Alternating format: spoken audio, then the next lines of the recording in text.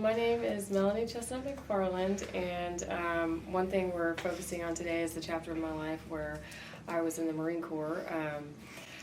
It was a wonderful chapter full of stories. I actually was a military working dog handler, so I handled a couple of different bomb dogs and a drug dog, and did a lot of training and met some insanely cool people, and just really learned what it was like to work through pain and any challenge I may face to get to the end goal. So that was a really unique experience. How hard was the training for the dogs? So it starts when they're puppies, and it's like the coolest job ever. You get to kind of foster a puppy, and your job is to expose it to all different kinds of flooring and sounds and everything, so that when it goes out and starts training, it hasn't experienced anything new.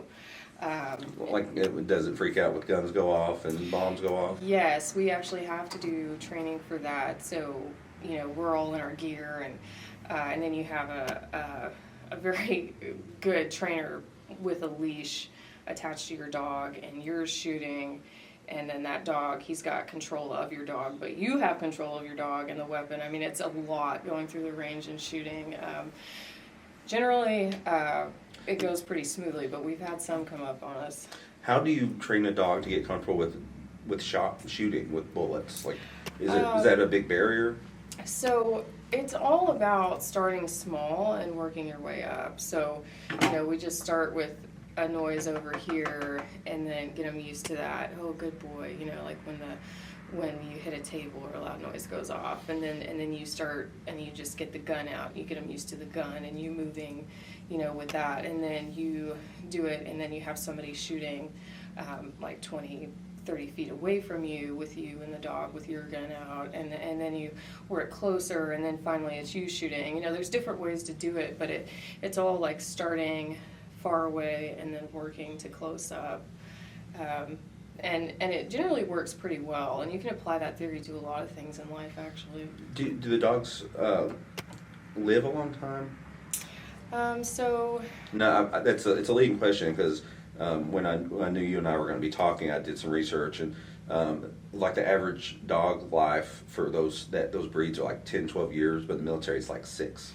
Yeah, so it's actually something that handlers get really worked up about, and should, because it's Well, you obviously have a passion for animals too. Yeah. So you want them to have a good life and long life if possible. But yeah, it's we get to a point and it's man, can we just retire this dog out? He's done enough. I want him to have a good retirement, and so a lot of times handlers would really fight for their dogs to go ahead and get an early retirement so they could really live life up on the couch. And then there were those dogs, and that's their life. You could just tell they loved being out and working, and so you wanted them to have that life and the longevity there. And so we'd go down there and hang out with our dogs and just hand them all the vitamins we could get. We were always hitting our vets up for all the dog vitamins and stuff we could find.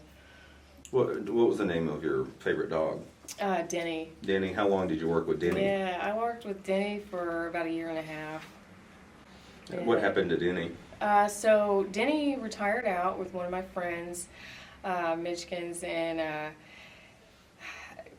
he gave him the best retirement life ever. He'd send me pictures, we talk, keep up, because I love Denny, but he wasn't the best around kids, so I'm really glad he got me. Well, the Marine dog wasn't good with kids. You'd be surprised, some are, but that one not so much. But anyway, so he would feed him steak dinners and stuff and send me pictures.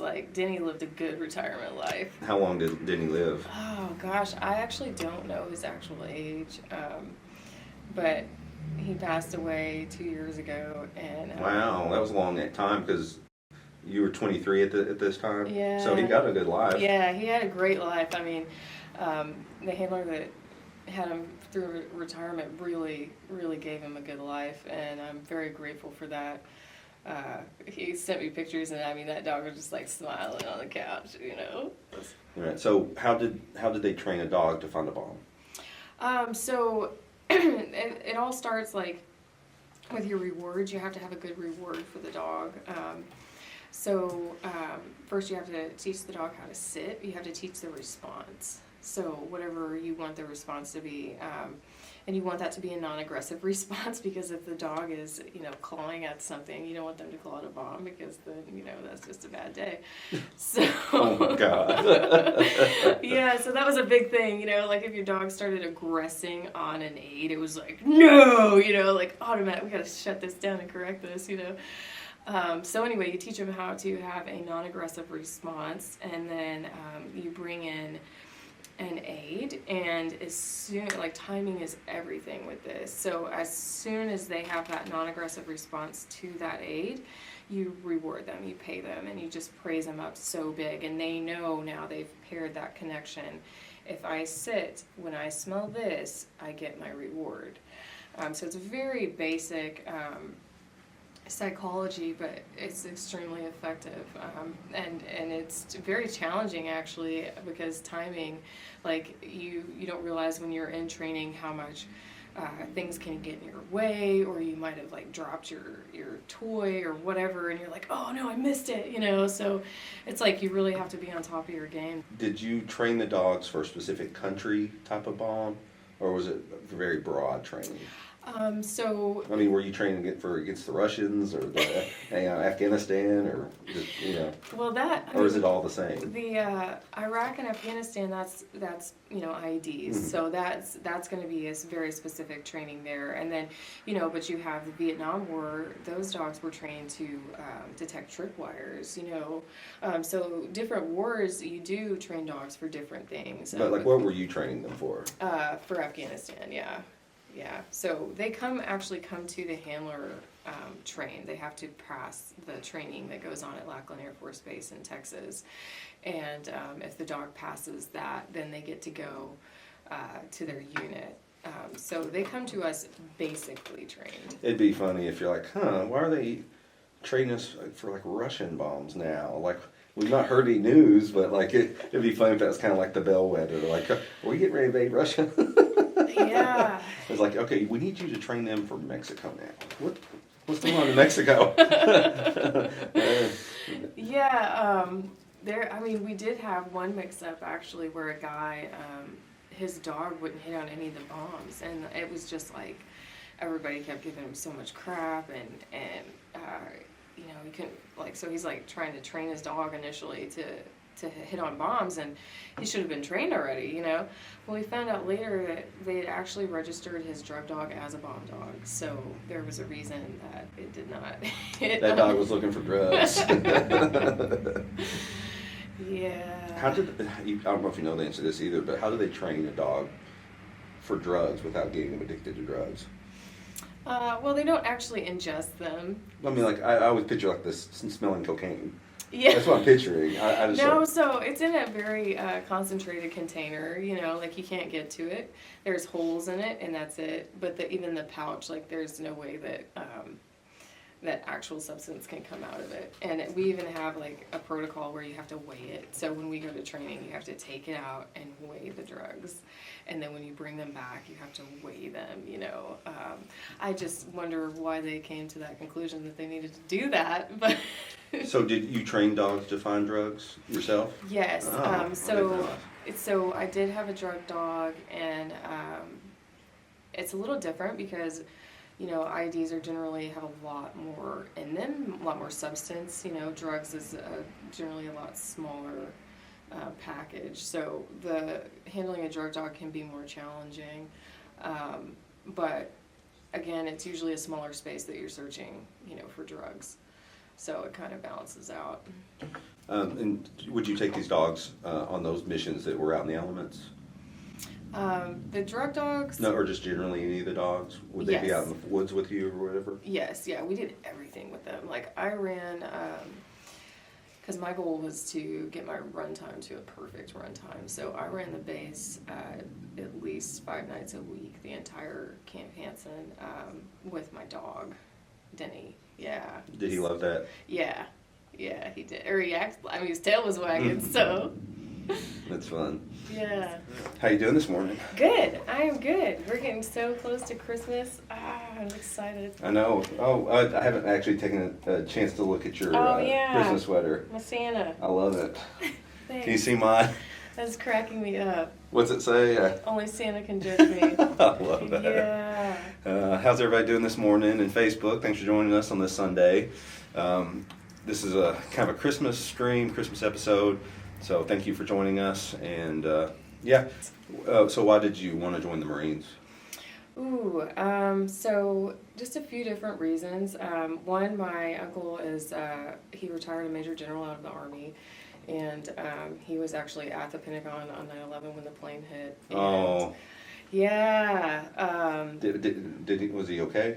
He was. Okay. Yes. Okay. So he was on his way to a meeting and realized he didn't have the folders that he needed. So he goes back to his office to get the folders, and then the plane hit, and the blast knocked him to his face. And of course, we didn't hear about that for several hours, so we were all freaking out.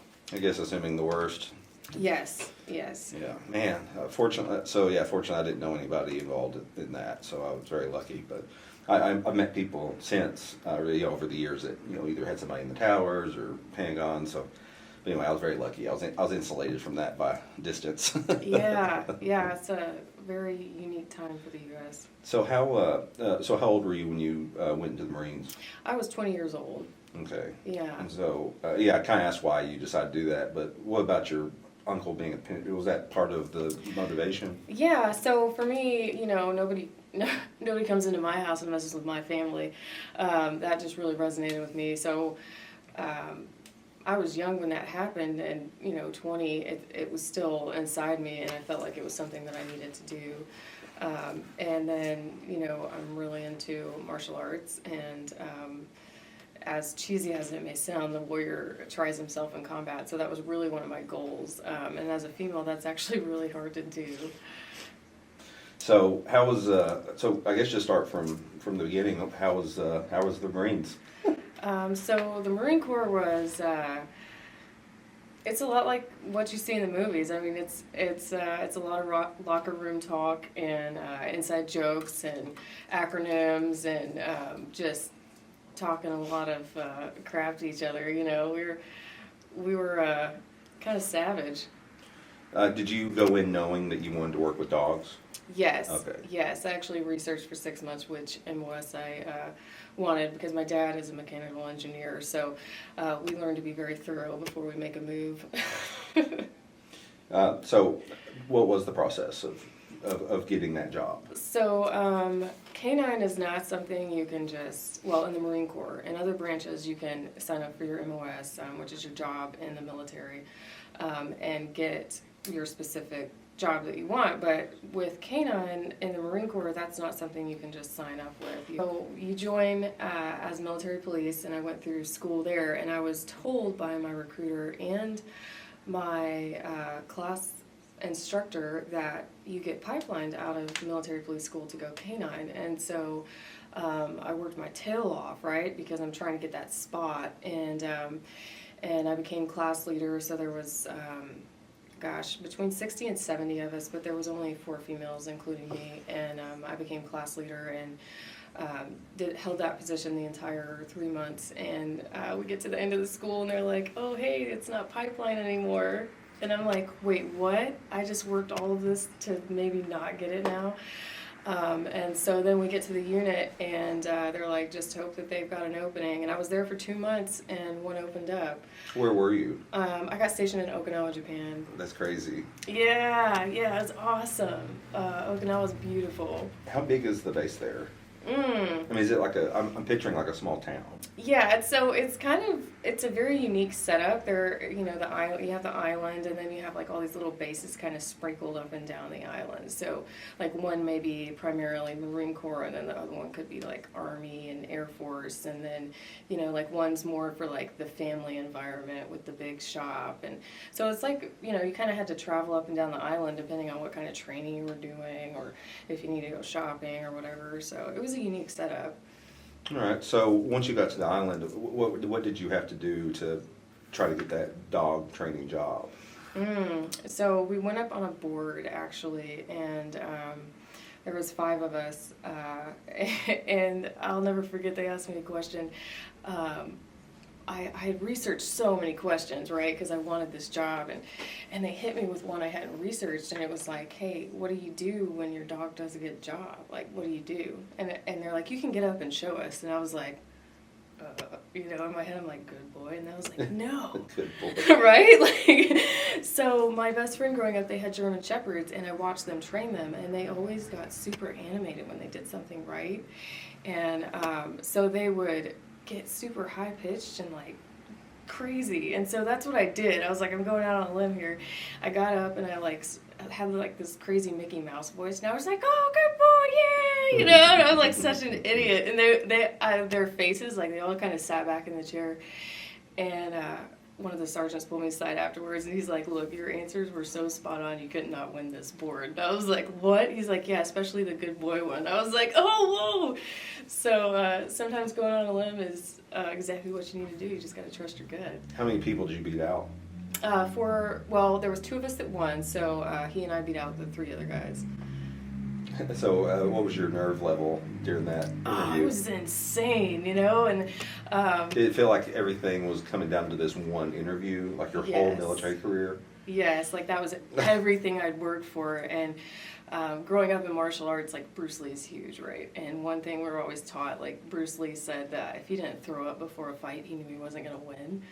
I've never heard that, but that's cool. Yeah, so like whenever you're doing something huge, like, you're gonna feel insane nerves. It's just a part of it. So every board I ever went on, like, I'm like replaying that in my mind. I'm like, no, it's okay to be super nervous. Like, go throw up if you need to. You're just gonna slay it, So what was the job?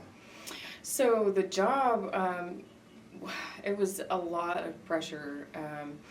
You are a subject matter expert, essentially. So Canine, it takes so much to get into Canine because you get attached to different units, right? You don't just get attached to military police. You get attached to the grunts or Marine Corps Special Operations. I even had a friend who was attached to the British Special Forces, and that was interesting. He said they used to stop. They'd be taking gunfire in the middle of the field. Oh, tea time, sit down and start having tea, That's like the stereotype. Yeah.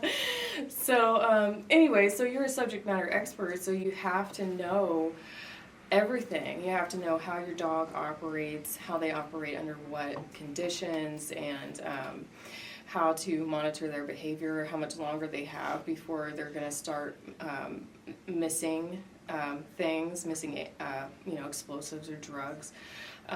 And you have to be able to call it, and you have to be strong enough and sure enough in yourself to go up to the captain or whoever's in charge and say, hey, sir, like, we need to cut this. We don't have enough time, or my dog is running out. And that's a lot of pressure because everyone's depending on you. But it's even worse if you make a bad call and somebody loses their life over it. So the training was super intense because there's a lot of weight on your shoulders, and it didn't matter if you were a corporal. You still had to stand your ground and do what you knew was right, and they were depending on you to do that. It didn't matter what rank you were having to go up and talk to. Did you ever get bit by the dogs? Yes, I actually, I've got scars all over the place. This one right here, I actually got bit by a dog named Cherry, and this dog is like famous. He is a tracker, or was a tracker, and that dog had 1.5 canines. It still managed to get me.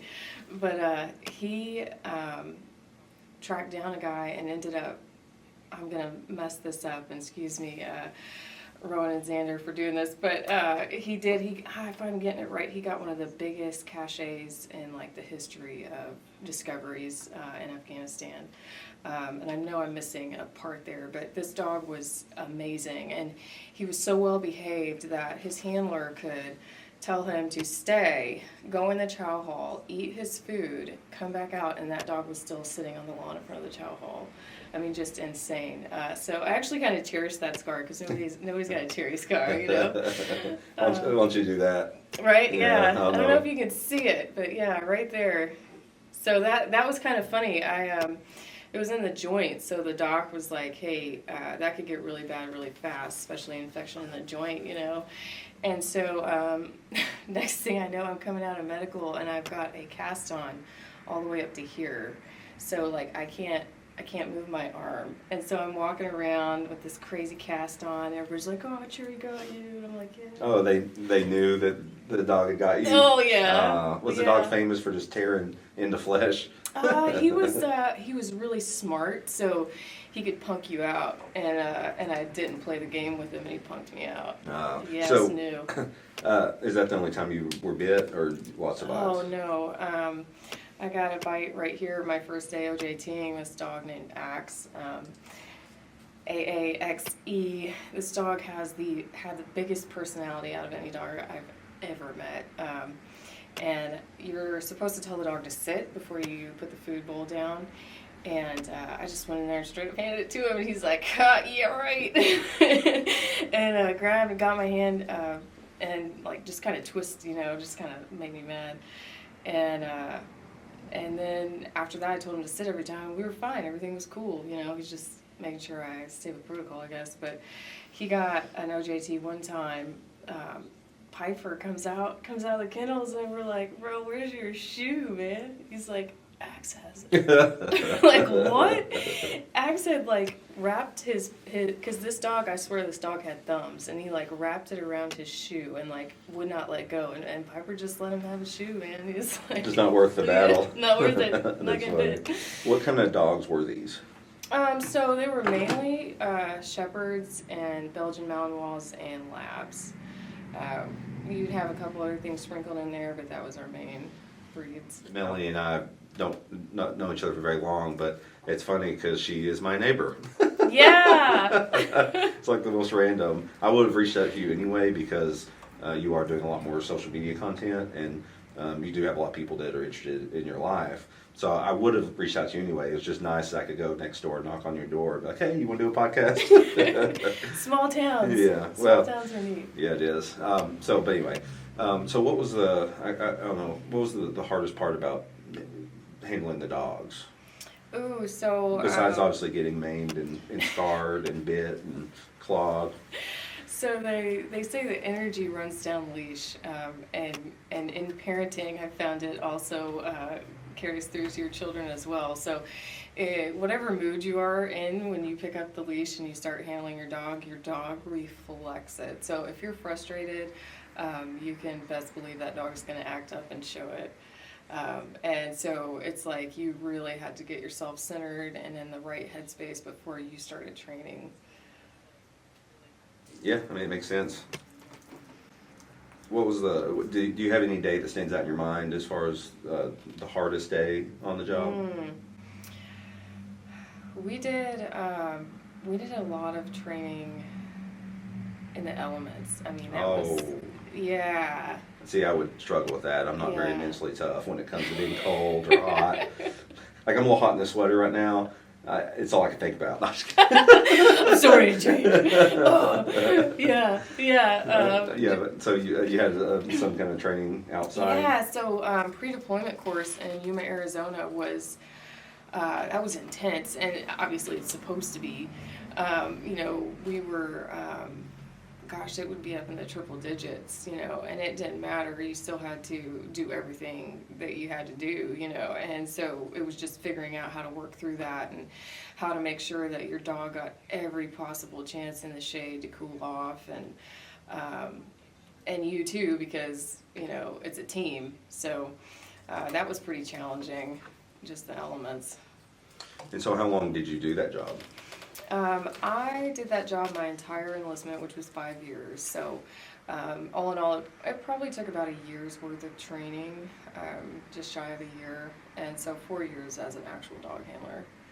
I think for me, it's just about teamwork and the brotherhood, sisterhood that you build when you are training each other for something like that, because, at the end of the day, the goal is to make sure that we all do the best possible job we can. So everybody gives 110% to make sure that when you face the real enemy, you've faced the worst that anybody else here can give you. And training with incredible people that are just warriors, when they put you through hell, you've got a pretty good chance out there. So it was like this strange, like, love and respect that you build for each other, because it's like, I hate you right now, this is absolutely terrible, but thank you, because I know it's taking a lot to put us through this kind of training, and build this bond, brotherhood, sisterhood. So that to me was something I will always carry with me.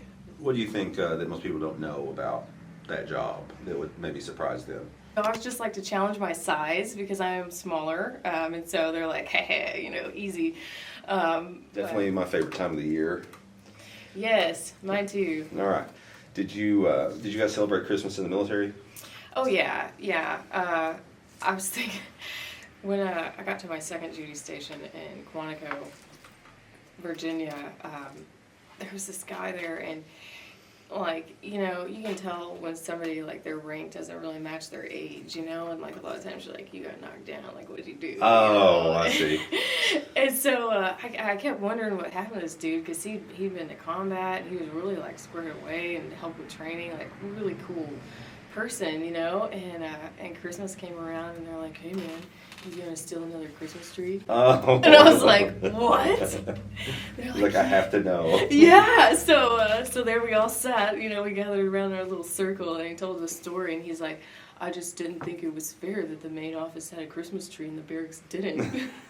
Okay, weird stance to take, but yeah, so whatever. he went all in. He stole that thing and brought it to the barracks and set it up and everything, and yeah. So why was he in trouble? They just tomfoolery? Yeah, tomfoolery. I'm pretty sure. I may not be getting all of that story right, but that's definitely the core of it. Well, I can understand why they'd punish him for stealing from their office, but I don't know. That's Marines, It's like. Are there any Christmases that stand out to you while you were in the Marines? What did the Christmas look like when you were in there? Oh, Christmas. So the USO is actually huge. Every base has one, and it kind of connects the families to the military. So a lot of times they had a Christmas tree and everything set up and decorated there, and hot chocolate and gifts and things. And the big thing was mail time. So we would get these packages from our families, and everybody knew how much that meant. So we had to go walk over to S1, and then S1 had the mail person, the MOS there, the guy that ran all the mail in there. So you'd have to walk in there and get your mail. We didn't have a post office on base. Like, it was or not for receiving mail anyway. It was really unique. So I remember going and getting packages, and going back to my barracks room and opening up stuff, and my roommate doing the same thing, Would you get presents from your family? Mm-hmm. They'd mail you presents? Yeah. So what was Christmas like when you were growing up? Oh man, so for us, like, my aunt was just super artsy, and so we'd all go over to her house, and she would have us, like, get together and practice some kind of, like, play or skit. And so we'd be, like, practicing this thing, and everybody would do dinner, and then after dinner, because she had this really long table. I mean, this thing was like 20 foot, so everybody would sit around the same table, all the adults would, and then the kids would go in the kids' room, and it was great because there was a wall dividing us, so we could be a little rowdy, and then after dinner, we'd go out there and do our skit. And I remember being a kid being so nervous, like, oh, the family's gonna see us. And people play their instruments and stuff, and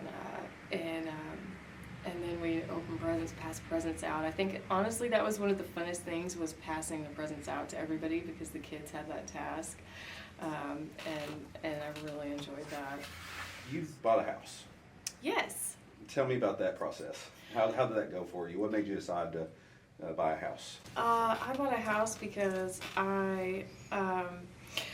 being in the military, when somebody else owns you and owns everything you have, owning your own land and property really means something. Also, when it's just badass and it's adult.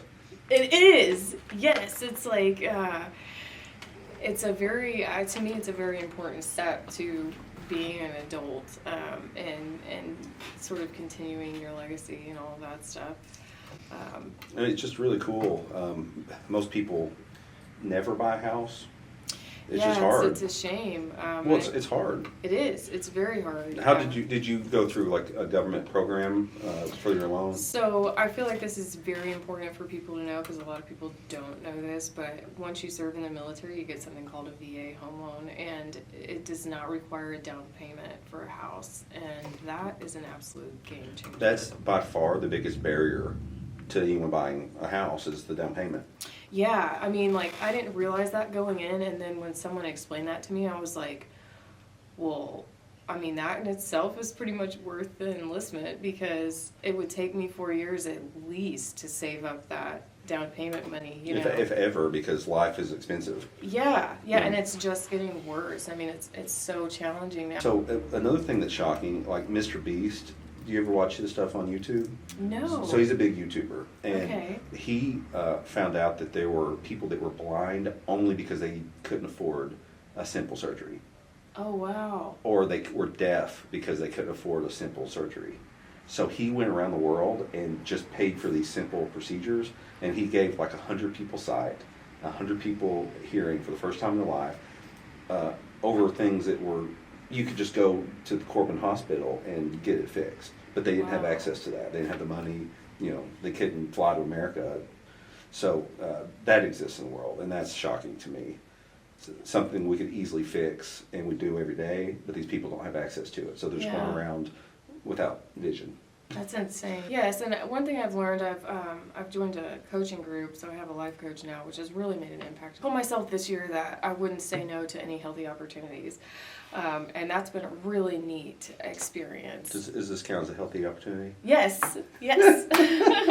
Great. Thank you for the opportunity. No, of course. Well, we were just talking the other night, and we talked for 2 hours of just about everything. And I was like, let's get this girl on a podcast. We sat on my porch with the little fire. It was wonderful. Yeah, that's a nice, I love a good porch fire. It was nice. It was a good night for that. So what opportunities have you said yes to this year? So I have taught my daughter's art class, and that's been just the neatest experience. I didn't realize just how unique every single kid is. That's blown my mind. They're all so different. And I have a lot of, I don't want to say I didn't have respect for teachers before, I just have a deeper respect for them now. Maybe just a little bit ignorant as far as what goes into the job. Yes, That's me. And the amount of planning, I had no idea how much planning goes into a school year. It's insane. And then the art group has been wonderful. Mike and Christian and Colleen, we did the artisan event, Killing's Dream there. That thing really came together, and I was super nervous for that, actually. That whole Bruce Lee thing for sure happened. Like, I was like, no, I really do have to jump in a cold shower and get myself together before this, Yeah, because there was a lot of people and a lot of pressure, and I was probably overthinking it.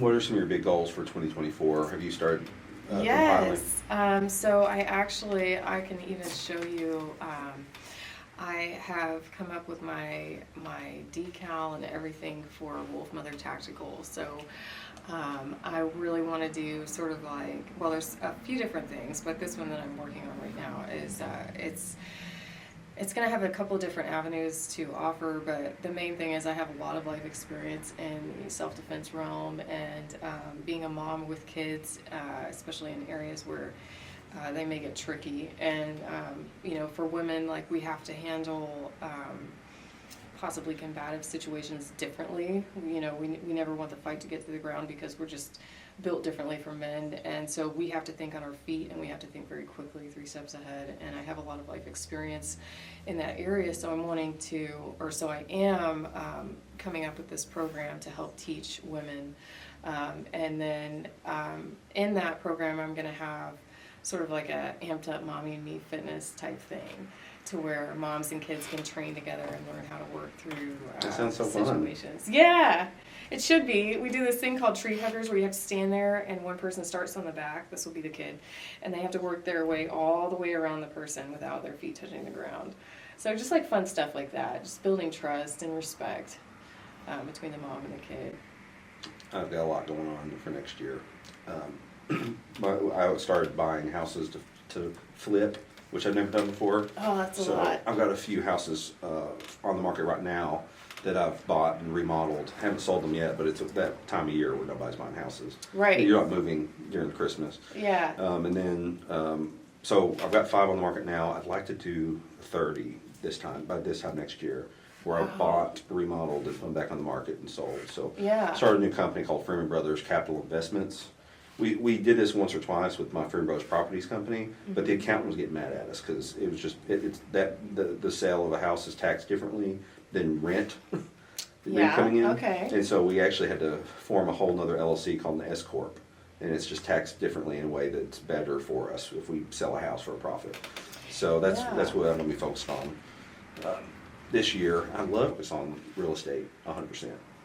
I don't know if I'll ever get there because I do love the law, and the good thing about the law is it forces me to keep up with the law and changes. Oh, it changes so much, huh? Yeah, so Okay. so that's why it is nice. I'm forced to kind of keep educated with it because it does change, and I don't think I would be as up to date on it if I wasn't just working in it every day. And everything's insurance and contracts, like no matter what you're doing. Like with your company, you're going to have to be dealing with insurance and Yes. contracts and start an LLC. Are you going to do an LLC? Yeah, so, Wolf Mother LLC? yeah. So from what I understand, I need to do an LLC and then transfer it to an S Corp and so- then have my DBAs under that. So I just went through that process exactly. Okay. It's just an LLC, but when you file your taxes, you elect it. There's a box you check that just says I will be taxed as an S Corp. Okay. That's my understanding of how it works. Okay. Yeah, it's a lot easier than I anticipated. I'd recommend you get a good accountant now. They're not very expensive. Okay. It's only expensive when you file your taxes.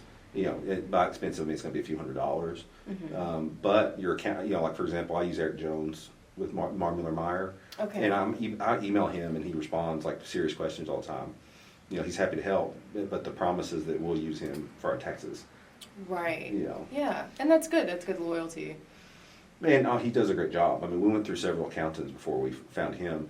The problem is you'll see is that you think these accountants know everything, but they don't because there's just too many different types of businesses and they're all taxed differently. Ooh. So you got to find an accountant that, for me, I need one that understood real estate. Yes, And okay. he didn't understand the whole picture of real estate at the beginning, but he was willing to focus on it and learn and grow with us, and so that's why we stayed with him for the last few years. That's awesome. And now he is perfect with the real estate, and he probably has other clients now because of that knowledge. Yeah. When he started at Mar-Muller-Meyer, he was just a employee. I think now he's part owner. So he's young. I mean, he's 31, 32 years old, but. Anyway, so that's my only advice is, and I can help you with the LC. I'm happy to help you with that. I won't charge you anything. It takes 5 minutes. Well, thank you. You basically just have to go to the Secretary of State website and fill out one form. It takes 5 minutes. They just want to know who owns the business, where is it located, and who do they call when they need something. Okay, That's I really did. all it would be. I had a couple friends guide me through that process, so I may have you look over it and make sure I didn't mess it up. It's hard to mess up. It's hard to mess up, and if anything is messed up, it's easy to fix. Well, The good. Secretary of State website is so user friendly. Not the Secretary of State, but the one before him. It's Michael Douglas now, but it was Allison Grimes, and it used to be all paper and fax, and took forever. Now you just go to the website. It's just so robust. Like everything's done online. It's so wow. easy. I remember filing my cousin Lance Freeman's LLC 8 years ago for his property company, and had to do it by mail and fax, and there's problems because he wanted to name it something very common. He wanted it to be called Michael Properties. Oh no. And there's a million Michael's Properties. There's It's one a in very common Kentucky, name. but there are a million in other states. So they Okay. kept wanting more and more proof that he wasn't one of these other companies, and that are you sure you want that name? It's very common. Yeah. And we had to battle, and I had to battle through mail. It was not fun. Can we So- 24-hour this, please? Well, now it's 5 seconds. You Yeah. literally click submit. You pay like I think it's a $40 fee, and Yeah. you're good to go. Yeah, they even, because I was military, they waived that $40 for me, so, Man. I was very surprised at how easy that was. I'm glad I didn't try to do it during the mailing phase. I think I would have got very frustrated. Oh, I'm sure. It's crazy all the little perks of being in the military. Oh, it's insane. I'm not saying it's worth doing the military for that, but it's like I just keep figuring out about different things because now there's a female veteran help for starting businesses. So it's like veteran, but then you also get an extra for being female, which is like crazy to me. I'm trying to do it without utilizing any of that, but it's interesting that it's out use there. it. Use all of it. I mean, it's there. I mean, you're the person that should be using it. I mean, you're trying to be a business owner by yourself. I mean, do you have a partner? No, this is just me. Yeah. So I use all those programs. I mean, that's my advice. I would use them if I could. Okay. Well, that's helpful. It's hard sometimes knowing which road to take, you know. Sure, but definitely if there's something out there that can help you, don't feel like you're abusing the system or maybe you don't deserve it for some reason. Anything that we can do, we do it. So, for example, we have a huge loan with my dad's bank. It's called People's Bank of Hazard, and so we moved all of our loans to People's Bank. My dad bought it like 4 years ago. He retired from law, went into banking. He loves it. He's always wanted to be in banking. Oh, well, good for him. So, but he's using the banking as his retirement, Yeah. hobby, Right. to stay busy. And it's not a lot of work. I mean, they've got a president, they've got a bunch of employees. The president runs the day-to-day. Dad just has to like call in for like board meetings every once in a while. But we moved all of our money over to People's, and then because of TikTok, I learned that there's a way that I can pay the loan and save money in the long run. All you got to do is pay half the loan on the first and the other half halfway through the month, and Oh, you wow. save. And so our loan's due on the 15th. Yeah. So if we paid half of it on the first and half on the 15th, we saved that money those first 2 weeks in interest. Oh, wow. And our loan's so big that it's a few $100s a month. Yeah. And so I emailed our commercial loan officer at People's. I was like, hey, have you heard of this? I saw it on TikTok. And he didn't respond. Oh, man. TikTok for the win. I was like, well, we want to start doing that, like set it up on auto pay. And, but, you know, it kind of goes against my dad's interests, you know, but obviously he wants us to save money where we can. Yeah. So it's kind of like that. Like if you got something a little like that, do it. Do it every time. Yeah. That's cool. Got to play the long game with that stuff. Definitely. So are you going to get any kind of business loan? I've discussed that with one of my really good friends and mentors in life, and it may be a really good option for me. So I just absolutely like cringe at the word loan. So I'm having a little trouble digesting it. But if it is the best option, then it's the best option. You know, I have to let that go. We use debt Okay. all the time. So if money is the barrier to something, you have to get a loan. Okay. You have to. Yeah.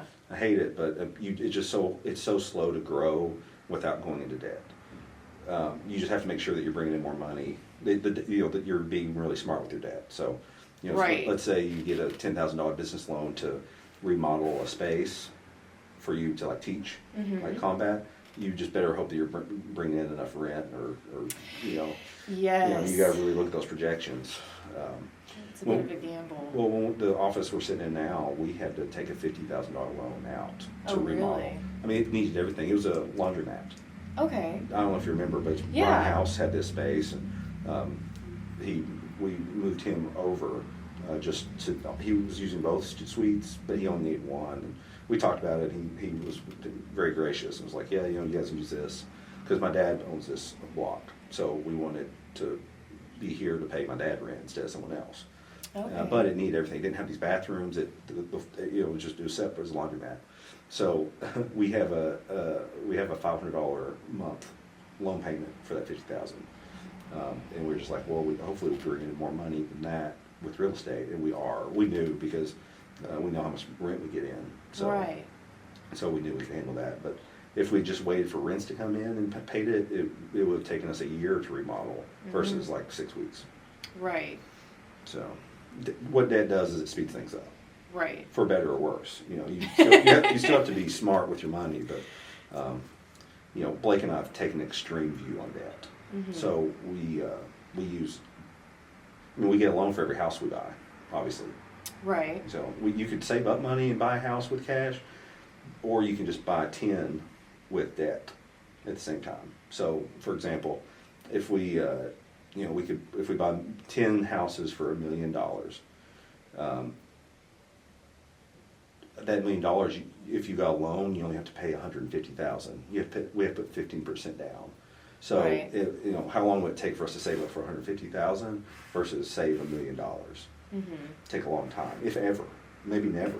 Right. $1 million is a lot of money. Yeah. So you just got to know those 10 houses are going to bring in enough rent to pay the loan. Right. And right now that it does, but things shift. Interest rates go up and down, so you just always have to be. That's the stressful part about loans. And debt. Yeah. Do y'all refinance? Constantly. Okay. So right now we're at 4% on our loan, which is incredible because of the pandemic. Everything bottomed out. Didn't you buy a house during the pandemic? Yeah. Yeah. What kind of interest rate did you get? It was pretty good, honestly. I'm trying to remember. Probably the numbers. twos. Yeah, I want to say it was like 2.4, 2.6. Yeah, so that's incredible. Yeah. And how long did you get that locked in for? For the loan, yeah. So that's same with us. We were at 6.5% on our loans. We refinanced to 4% and locked it in for 10 years. Oh, it's awesome. I know we'll never get cheaper than 4% ever, no matter what. You don't think it's going to go back Not down? for commercials. I mean, Oh, yeah, it's just true. so it is different It's then. different. Okay. We pay a little bit more. Okay. Yeah. I didn't realize that. Well, I don't know why, and I should probably know the answer to that, but I don't know why commercial loans are worse interest rates. But I know that's normal because my dad's been doing loans with, for his businesses since I was little. So Right. I've always had a mentor in my dad that I'd be like, is this a good interest rate? Is this not? And, so that's nice to have. That is pretty awesome to have a family that has experience, to get some wisdom from. Well, I'm lucky. My grandfather started real estate. Oh, really? Yeah. So then when my grandfather passed, my dad bought his brothers out to take over all the real estate by himself, and now Blake and I are doing it. So. That's really cool. Oh, it's really cool. Yeah, it's neat how things. How many go times do you through. see that though? Like if your dad's a veterinarian, you're gonna be a veterinarian. I see that all the time. Yeah, it is interesting, isn't Yeah. it? I'm gonna be an architect because my mom's an architect. We do what we know a lot of times. So. Yeah, would you encourage your kids to do military? I would look at their intention behind wanting to join, because it's a whole different beast for women. Just to be completely honest with you, so. If they're wanting a career out of it, then yes, absolutely. But I'm going to encourage you to join the Air Force. The Air Force is designed to have career people in it. So, they take a lot better care of their people. I mean, like we had an Air Force Canine chick on Okinawa, and then there was the Marines and the Army, and I take that back. I don't think there was Army. So the Air Force chick had her own base own house off base. Like this was a nice Okinawan home. Wow, like Japanese style? Yes, with like the sliding doors yeah. and the concrete, everything, and and here I am, like I'm sharing a room with my barracks mate. It was just like snoring. Oh, yeah, right. Like she had a license and a car. We didn't have cars in Okinawa, so like we walked everywhere, rode the bus. That's how you get to know a place, though. It truly is, and that's one thing I love about Corbin. I've actually started walking. If it's downtown, I walk there, and it's been really neat. I've got to know a lot more of our neighbors and stuff, and it's pretty cool, actually. Okay. All right. So this has been the PropertyTales Podcast. Thank you for joining us. Thank you for having me, Barrett. And please, let's do this again soon. All right. All right. Thanks, guys. That was so fun. Yay! Is that your first podcast? Yes. Ah. Well, you'll be doing a lot more.